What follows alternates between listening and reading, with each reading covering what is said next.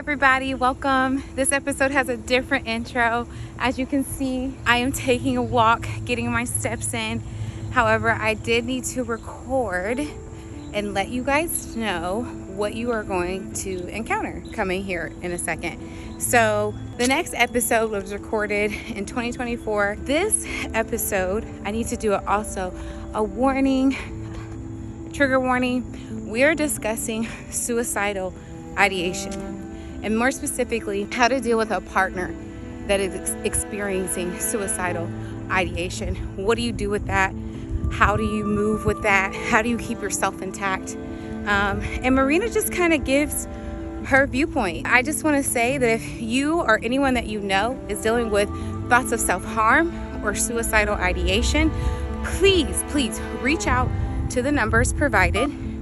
Reach out, and if not to that, reach out to somebody you know, love, and trust. If not that, get a therapist. Figure that out. If you can't afford it, ask somebody if you can borrow the initial payment for like the first 2 sessions, because the first session is like a get to know you session. So you don't really dig into nitty gritty stuff on your first therapy appointment. But do that, and you'll see later in the episode where I suggest even going to a bar. I'm not saying drink and party, but sometimes talking to a stranger, talking to a bartender about your issues can be a little easier than talking to somebody you know and love. So excited for you to jump into this episode, and I'll see you soon. How has it affected you in your dating life? Like through the 11 years, how has that affected you? Your trust, all that? That's a really great question. I feel like it makes you think that people are going to leave. I'm actually getting emotional. I'm not gonna cry. Because even the times when I felt like down and out like that, it's because I wasn't operating in my purpose. So a lot of big part of that, I wasn't operating in my purpose. Yes, and I think the enemy will try you, especially because they know your purpose and they know how wonderful you are. And they want to steer and you they off. want to get you by, but I think that's where you gotta stay firm and something. You can only support people as much as they're willing to let you. Yeah, and you can only meet somebody as deep as they've met themselves. Oh, yes, that too. I can resonate with that just from... It's such a shame. The world is so busy. However, it's time for Focused Conversations. Hello, and welcome back to Focused Conversations. Forgive me, I have a cough drop. I'm a little under the weather, but the show must go on. And I have the beautiful, the marvelous Marina Martin here with me today. Hi, Marina. Hi, Victoria. How are you doing? I'm good. How are you? I'm good. Thank you for coming on with Of course. Thank you. me. Now, I know we recorded your episode before. Yes. I'm glad that we can kind of retrace our steps and redo it in a better setting. Yes. This is a very nice setting. Thank you. Okay, come on, plant. Come on, Flynn. Come on, videographer. Yes, videographer. Yes. Moving on up. To the east side. To the east side. To the east side, girl. Yes, to the east side. Your topic today is basically life after suicide. So Marina dated someone back in college. Yes. And they committed suicide while she was dating them. And we're just going to jump into it. We're going to jump into your story, how that affected you, and then any advice you would give to anybody dealing with something similar. Yeah. Okay. So give us a starting point. Yes. Okay. So we actually had just broken up. And so we weren't but we had been together for, I guess, like a year or something like that. But she was going through some mental health challenges, but I didn't realize it at the time. She kind of said stuff like, I wish I could wake up and go to sleep and never wake up, stuff like that. And she just seemed kind of down and depressed. And I just didn't know what is going on, how do I support her? And so I actually was an RA in college, shout out to the Res Life and all that kind of fun stuff. And so I went away for a weekend on a retreat. And so I thought that we were having some issues around that time. And so after we broke up, she ended up passing away that weekend. And so, she was like, you're never going to hear from me again. I didn't think anything. I'm like, oh, thank goodness. She had been we've been texting a lot. And I was like, I just wanted some space. And so you took the you're never going to hear from me again, you took that as like, we're just broken up. Yes, we're like, we're done. And I was happy about that because I just needed some time. And so, yeah. And then I came back to campus. I was like off in Idaho. I went to school in Washington State. And so then when I got back to campus, like the next day, her friend called me and was like, hey, you know, I can't get in touch with Rita. Like, I haven't heard from her. She's supposed to have her hair appointment, and she would like never miss her hair appointments. Like, there was like uncharacteristic. One thing that was going to happen is the hair was going to get done. Okay. The hair was going to get done. And so I just kind of knew. I don't know how I knew, but I just knew. And then also, I forgot to say, the night before, or like the day before, she had talked about wanting to potentially commit suicide, and she was saying that was something that she was thinking about. So I think after all those pieces put together, I just kind of knew. And so I went ahead and called the police and said, I think that this may have happened. You need to go to her apartment and just check on her. And I had this gut feeling, do not go. Like, do not go over there. What did that feel like? What's the gut feeling? It was like in my stomach. And it just felt like I guess it was kind of protect me, because I don't think I would have wanted to see her in that way. You know what I'm saying? And so I just did not go. I didn't go. But then I found out later, like, I guess a few days later, I found out for sure. Okay. I went to the dean of students office and I was like, hey, I'm just trying to figure out what's going on. And then the dean of students came in and she like grabbed my hand and she was like, Marina, I have something to tell you. I do remember when we talked about it before, they like immediately put you into therapy, or they did. Okay. They did. What they was did. that I was getting ready to talk about that. Yes. Okay. So they said, if you want to go to therapy, we have a therapy appointment coming up in the afternoon. Do you want to go? And so I was like, absolutely. And so, because I just knew I needed to process this with somebody else. And that was really helpful. I just get my first initial thoughts out about like how I was feeling. And honestly, I can't remember how I was feeling anymore. That was like 11 years ago almost.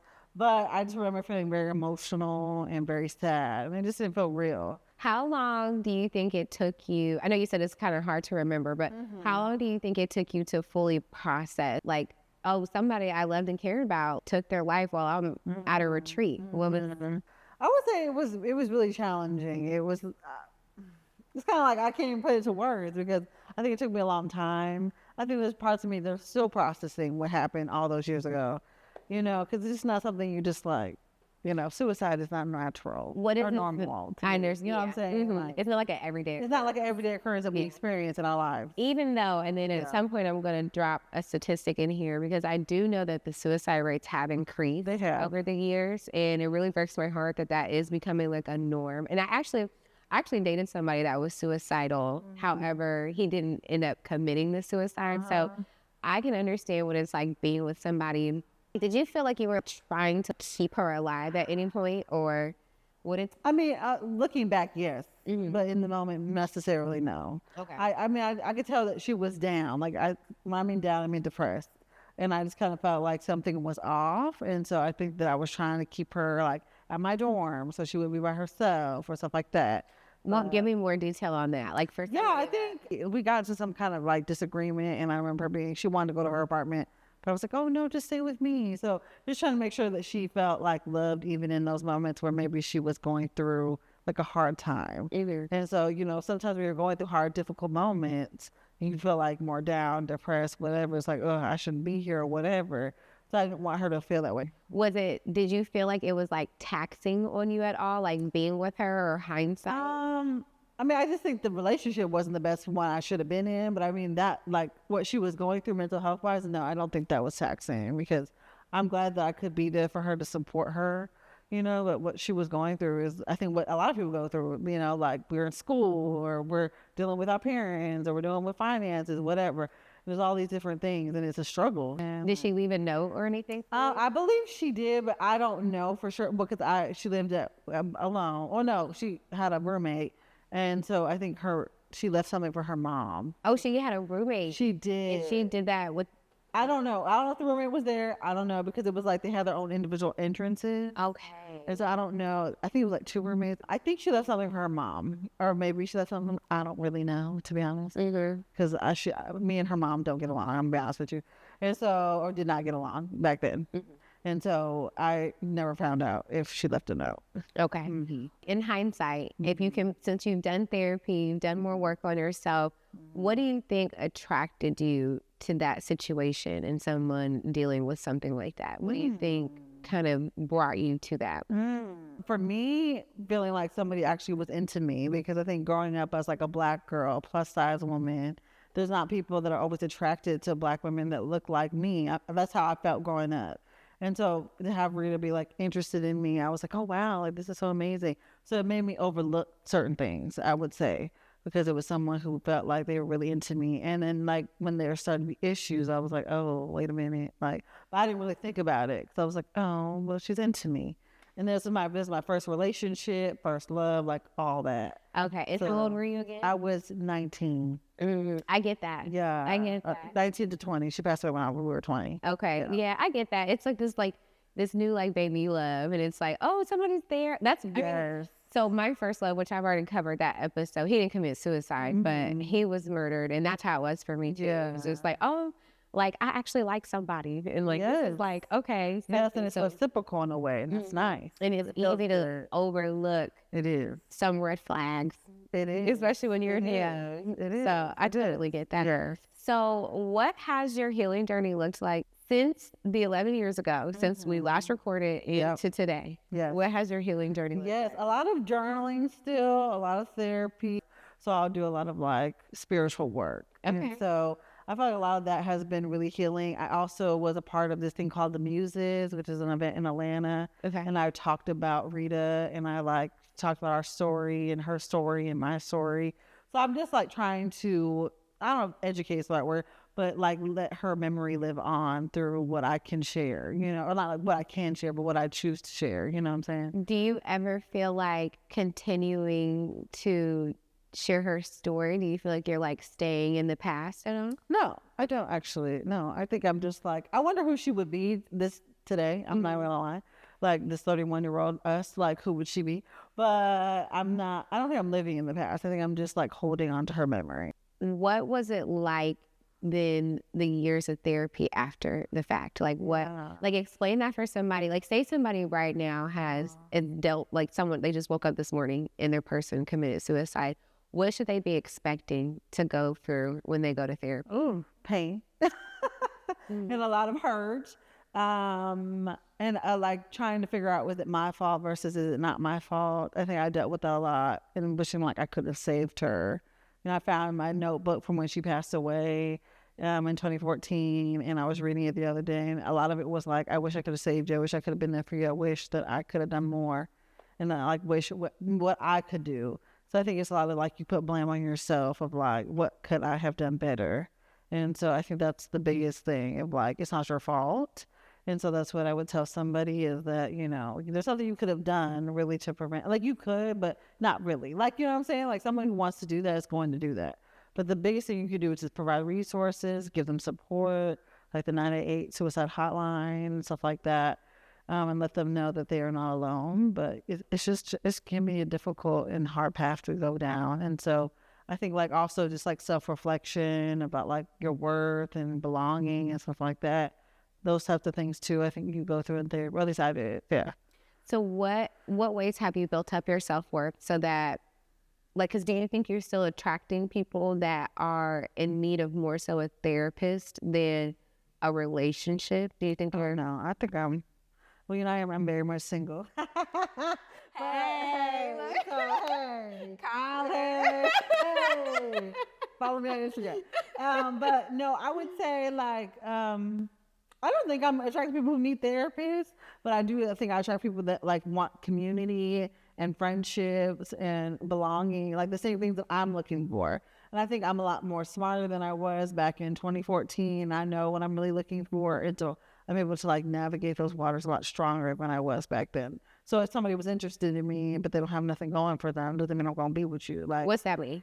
If you are into me, but we don't have the same similar values or don't align the same way or whatever, I'm not just gonna go for you because it's reciprocal in the way of like, you like me, I like you. Like there needs to be deeper. We need some depth. You need some depth. What does depth look like now then to you? You know, like same values, like education, how we want to, like, if we want to have kids someday, you know, like, or whatever. I just think about these things. And like, are you religious or not? Do you have a good relationship with your family? Like, what are your relationship with your friends? Do you have to go out? Do you not? But are you kind? How do you treat other people? Not just me, but others. Like, I really pay attention to how other people treat other people. Like, if I'm dating someone, how do you treat those people? Like, not just me, especially when you don't think I'm paying attention. So I think that's important. No, I get that because narcissism is real. It is. And narcissism, just a real quick breakdown, narcissism is not what the world just keeps throwing out there. It's like, oh, they're just haughty and like full of themselves. Narcissism is an adult operating emotional level of a child. That is narcissism. So it's the woe, it's me. And there's different types of narcissism. There's covert. And then, forgive me, I'll put it down in the caption, but there's another kind, like they go and they volunteer at places and like, you know, they seem super kind and whatnot, but then they like suck all the life out of you and they rush you, they love bomb you, they do all these things. Yeah. Or when you tell them no, they become real hateful to you. Yeah, more mean. Things like that. And that's a narcissist. So when my therapist gets on here, we gonna break that down one day. Because I think people really need to see. But also, it's not just narcissism that can lead you down a not fruitful relationship. Sometimes it's just a matter of somebody not loving themselves. I actually had this conversation the other day with somebody where I was like, what I had to realize before going into a relationship with somebody, one of my bigger points is, do you have the will to live? And like, not even just simply, and not that it's simple, but not even just, are you going to commit suicide or not? But do you have the will to, simple thing, like, do you wash your hands when you leave the bathroom? Do you wash your hands before you cook? Do you, what else? What are little things? Like, do you like to journal? Do you like to think beyond, you know, just what is in front of you? Right. How much TV do you consume? Like, what is your willpower to be the better version of yourself? Right. Because for me, like, like I said, I dated somebody that had suicidal tendencies. Right. He didn't commit suicide, but, and this might be a little graphic, he called me one day and he was like, and now I think it was a fake gun, but he had a gun to his head and he was like, I'm about to do it. And I was like, and mind you, I'm living out here at this point, and I'm like, we will.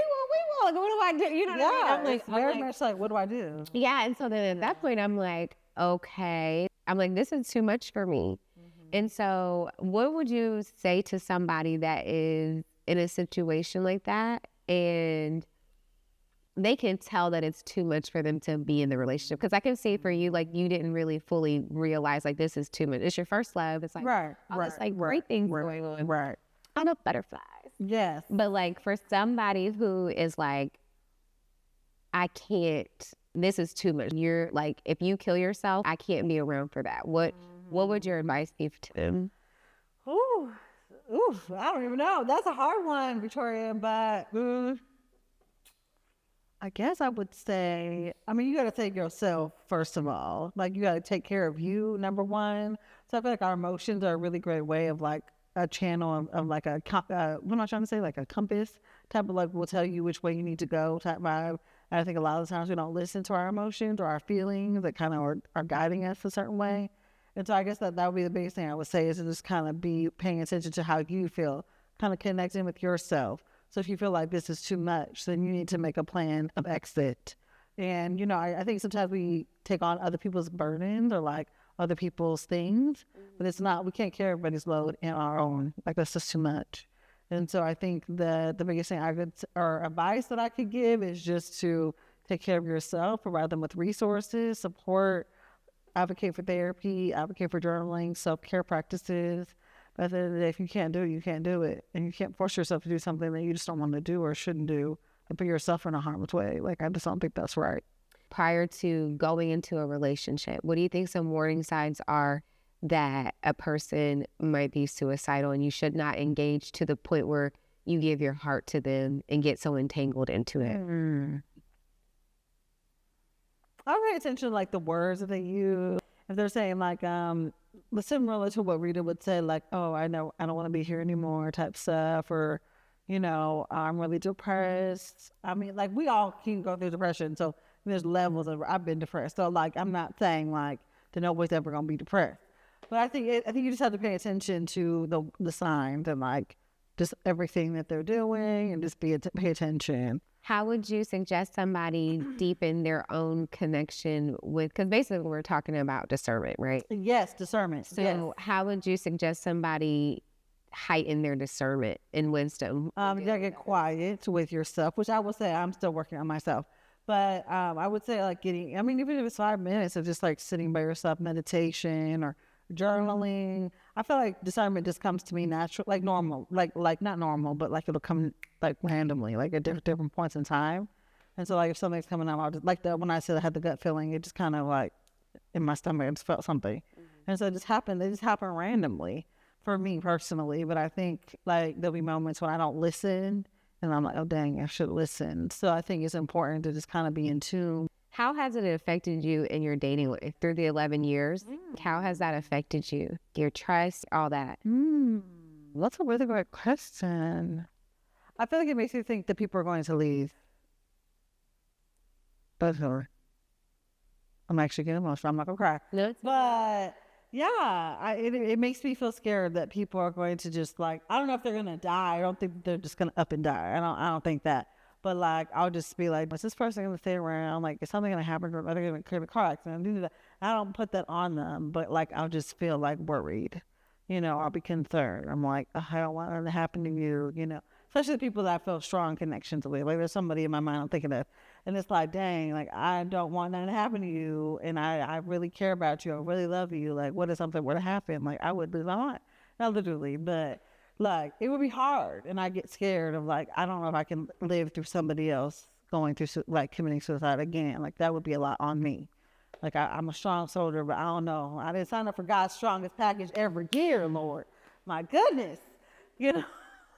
So I think that's the biggest thing. Is just like I'm always afraid that they're gonna go. So how do you navigate that? Yes. How do I navigate that? What was the original question? The original question was like, how do you deal with like dealing with somebody who's committed suicide and dating them, and how does that affect your dating life now through the 11 years? Yes. Okay. Got it. Okay. So I would say that I try to communicate with people that I'm dating. You know, I'll let them know that I had a partner who passed away. I like what's something about Rita. Like, she ain't in no secret. She on my Instagram. Like, I post every couple of years, or like, you know, when it's around the time that she passed away, like, people know that she was in my life. I don't want to like act like she never existed. But this is not my vibe. And so, but I also just will say, like, I'm really struggling with thinking that like something's going to happen to you, because I did lose someone before, and I really care for you, and I don't want nothing to happen to you. Like, I really love you. I really want you just to stay around. And so, like, I'll just communicate, you know. What are their responses like? They're like, oh, yeah, I really appreciate that. Like, thank you. Like, you know, like, it's not like they think anything's going to happen, but they're just like, I appreciate that. Yeah. So, yeah, there's like one person that I used to talk to. We don't talk right now, but we used to. She's like going through some things that she's trying to get her mental together. And it always is in the back of my mind of like, yeah, I just want to be there for you. Like, please let me support you. But you can only support people as much as they're willing to let you. Yeah, and you can only meet somebody as deep as they've met themselves. Oh, yes, that too. I can resonate with that. Just from, like I said, my first boyfriend being murdered, I really gave my abandonment wound over to God. Like, I really gave it over to him, and I just, like, prayed, and I thanked him for just being able to love somebody that was, like, so kind to me like that, and who was a really big part of, like, my growth as just an individual, just existing. So if I could give you advice, I would say, like, pray to just release the abandonment wound of somebody being so heavily present and leaving such a mark, and then them deciding to rip it away themselves. Like, and I know it's different, right? Like, he went on the wrong car ride with the wrong friend the wrong night, you know, and then I wake up in the morning and he's gone. Yeah. But that scared me, because in my mind, I'm like, well, you know, he's not gonna be gone for any reason. You know what I'm saying? Just walk down the street. And so it used to like cripple me, honestly. Like if I really started to like somebody, I would be like hyper paranoid that like one day they're just gonna wake up and die. And so what I had to flip around was I had to start praying And I had to ask God, like, teach me how to love people in the here and now in the present. Like, teach me how to make my heart big enough so that once I do walk away, whether it is, you know, to just go to the store or whether it's like I'm moving to a new state, like I'm loving them presently. And so I would urge you to pray for that, and bring that into your life. Cause I do understand that feeling. It's like it's like a feeling you can't really, like, you can explain it to people. And if they have the emotional depth, then they can at least like appreciate the fact that you are articulating it. But unless you've like gone through something where you really lost somebody, like it's not easy. No, it's not easy. It's not easy. Yeah, it's not easy. Because the wound is still there as far as like losing her. You know, it just feels different now. And especially since we hit the 10-year mark, going into 11 in March, I'm like, I was really a mess all over again.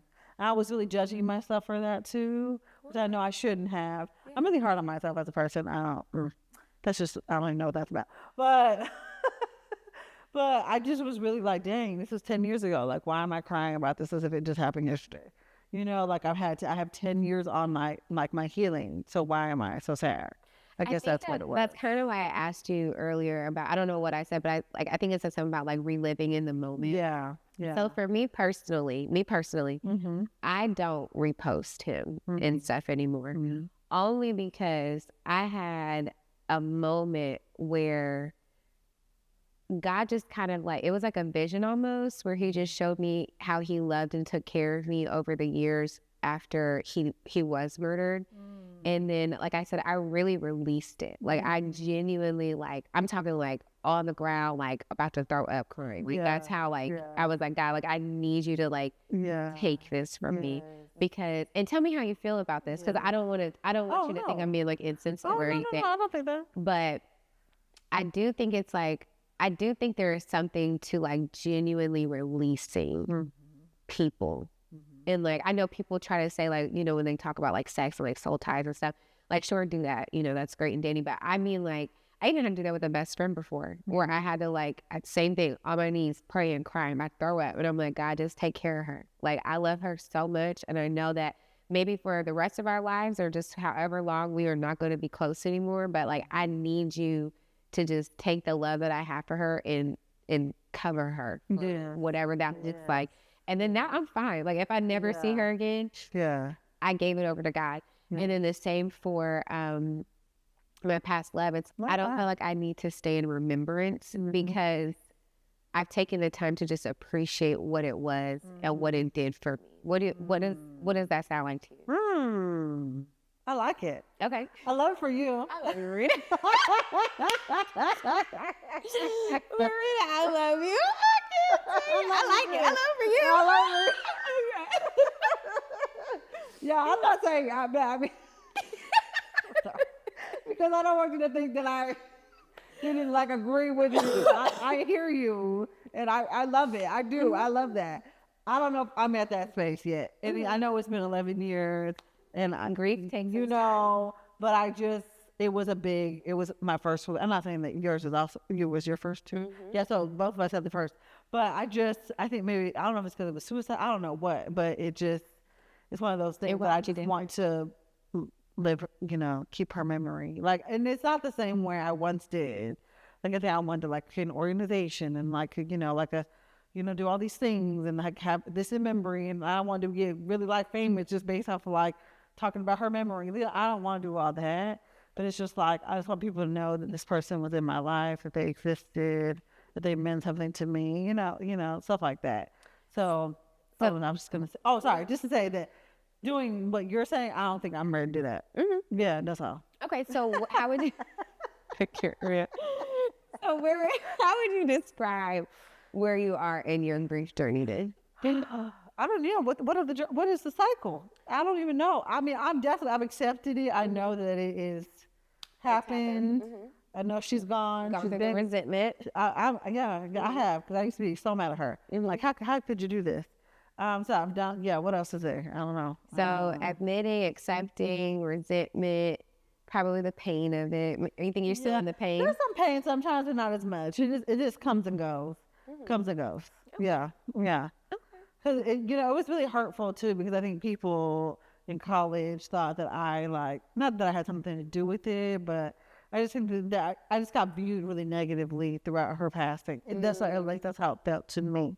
And like her family thought that I maybe like said something to her that made her want to do that. Like they told me like, what was the last thing you said to her? You know, the last person she called on her phone, like stuff like that. They said that to me.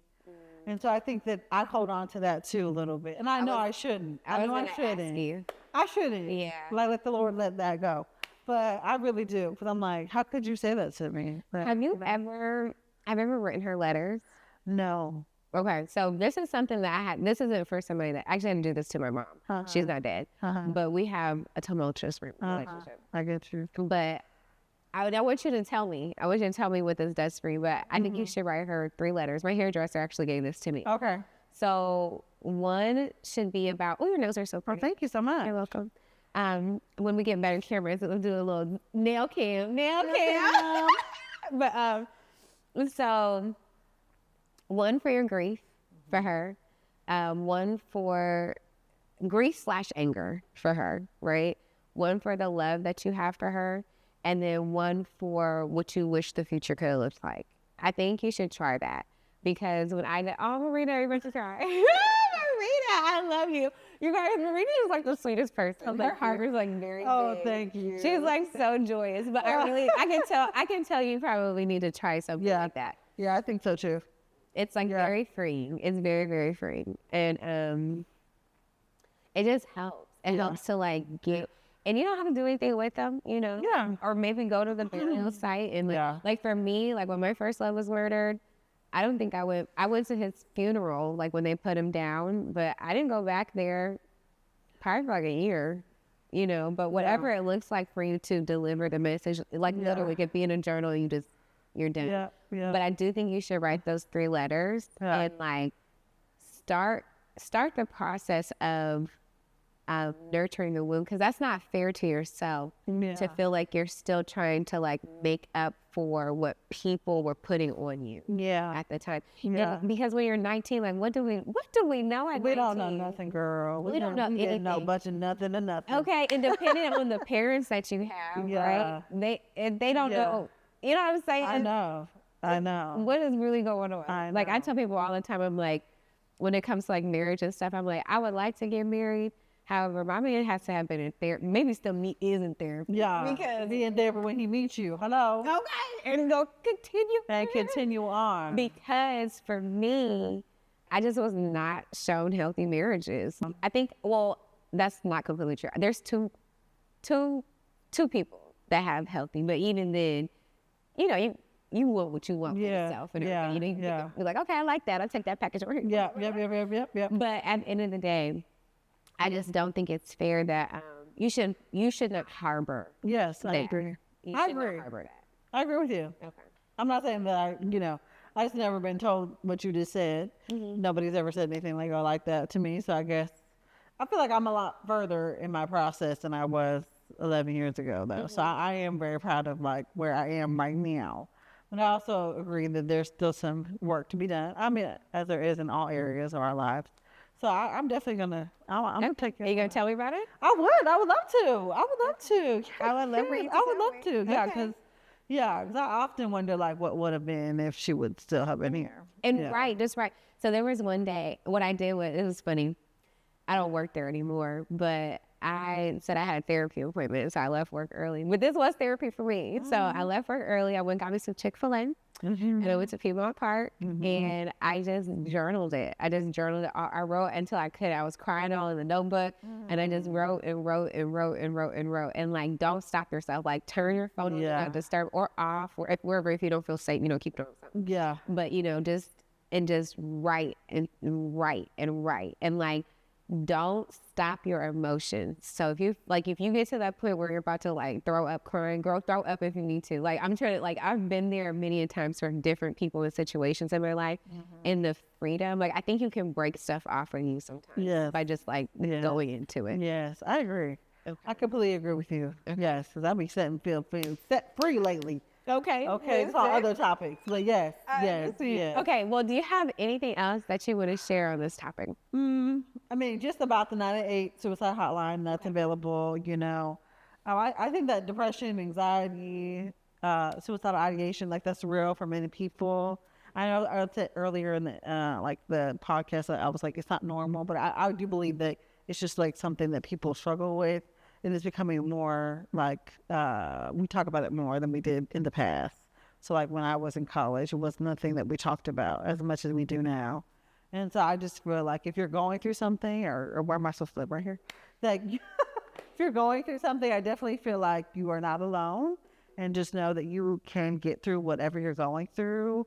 Don't feel ashamed. Don't feel scared. I think taking the first step is actually the hardest part. And so, like calling, for example, or telling someone, like, hey, I'm going through something, I'm struggling. Like, that's the hardest part.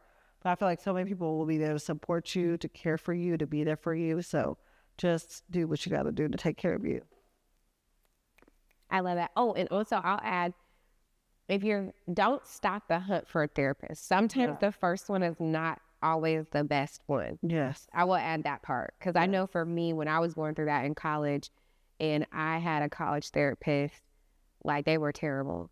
Every single one of them. Like one was like touching me. It was not in like an inappropriate way, but like when I'm sad, I do not like, don't touch me. Like like, I don't know. Just let me be, because I feel like it like stops me from like being sad. I don't know what it is. But like, let me just cry. But she'd be like, and I'd be like, stop. And then another one had like a language barrier. It was terrible. Yes. So stay on the hunt as well. If you are dealing with like suicide or anything, stay on the hunt for therapists, stay on the hunt for community. The trick is isolation. That is the biggest trick. Thinking that you need to be by yourself in your head. Don't do it. Go be around some people, touch some grass, eat your favorite foods, listen to some music, dance, move your body a little bit, do something. Just go to events in the city that you live in or something. Even if it's by yourself, which can seem scary, but honestly, I've had a lot of fun doing that. Yes, I did something like that today. Yeah, see, earlier. It's a lot of fun. You start meeting people. Yeah. Shoot, and you can tell I think it's easier to tell a stranger like, hey, I'm dealing with suicide, and then I think it would be to call like your best friend. Yeah. I think sometimes, hey. Yeah, sitting at a bar, like I'm not happy. Yeah. I think you should try it. I really think you should. Okay, so if you can give me like 3 to 5 bullet points on what is your blueprint on how to navigate loving somebody that committed suicide. What is that? What are your blueprints? If I get that. I got you. So definitely go to therapy. I would say like know your self-care practices. So whether that's journaling or meditation or going to church or I'm trying to think of some other ones, listening to music. Also getting community with people that love you and that you love. So whether that be like church again, like I said, or like just friends or your family. I think my family and my friends were a huge support system for me. I was a mess without them. So yeah, that'll be a big one. And then if you believe in God, I would say like tap into that as well. And I love to journal, so I'm gonna say journaling too. But maybe not something you might not want to do journaling. Yeah, and I'll also add what we are playing earlier too. Ask God for discernment. Oh yes. Ask God to like heighten your wisdom and your discernment, because really you might be battling something that has nothing to really even, not to say it doesn't have to do with you, but like that feeling of wanting to end your life might be because there's like a purpose you're supposed to be initiating or like going into that you're not fully like tapping into, and you're letting all this outside noise like cloud your mind. So I would urge you to do that. I think that's a big, because even the times when I felt like down and out like that, it's because I wasn't operating in my purpose. Yeah. That's a lot of big part of that. I wasn't operating in my purpose. Yes. I think the enemy will try you, especially because they know your purpose and they know how wonderful you are. And they want to steer and you they on. want to get you by, but I think that's where you got to stay firm and something so that you can, stay armored up. You know what I'm saying? Like, no weapon formed against me. Type stuff shall prosper. Okay. So yeah, that's how I feel. Okay. So my last 2 things. I ask everybody this. Yes. Where do you think your spirit is located? You asked me this last time. I struggled to answer your question last time. My spirit, I think that it is like, it's in between here somewhere probably, I think. I don't know for sure though. Okay. Okay. So like just an aura. Like something. It's just like in your heart too. I think that has something to do with it as well. Okay, well, thank you, Marina. And go ahead, let everybody know how they can reach you. Yes. Any projects or business ideas or just anything you have going on, poetry, events. Yes. So you can find me at Marina in Bloom is my Instagram _. So it's Marina in Bloom _. My Instagram name is like Marina Rosa. Pardon the sudden interruption. This was like the hardest episode to get together, edit, and record. It was recorded twice. The camera's cut off in the middle of the recording. However, nonetheless, I hope that this episode helped you. I hope that it gave you some guidance, some clarity on how to deal with suicidal ideation. If you or a partner is dealing with that, or someone you know, please make sure that you reach out to the information provided so that you can receive help. Please get on a therapy journey plan or join a community and have others to talk to help you get through those mental ruts. Either way, I hope that you have a blessed, productive, and maybe even a little bit spontaneous day. Thank you for coming into the studio. And just so you know, the next episode, I cover my own battles with suicidal ideation and what that looked like, how I've grown, healed, and overcome through that, and just my take and my own response to the subject. So make sure you tune in, and I'll see you next time. Have a good day.